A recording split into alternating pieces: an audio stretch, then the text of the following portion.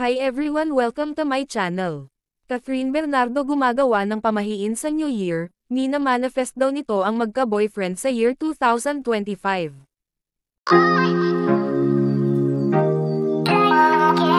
Nag-trending ang video ni Catherine Bernardo kung saan ay kumakain ito ng grapes, mina-manifest daw nito, na magka-boyfriend this year. Sa pagsapit nga ng bagong taon ay makikita si Catherine Bernardo na kumakain ng 12 na grapes.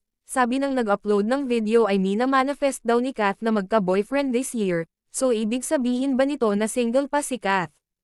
At hindi naging sila ni Alden Richards. Samantala, base sa aking pag-research, ang ibig sabihin ng pamahiin sa pagkain ng grapes sa ilalim ng mesa sa New Year, ay nagsisimbolo daw ito ng kasaganaan sa buong taon.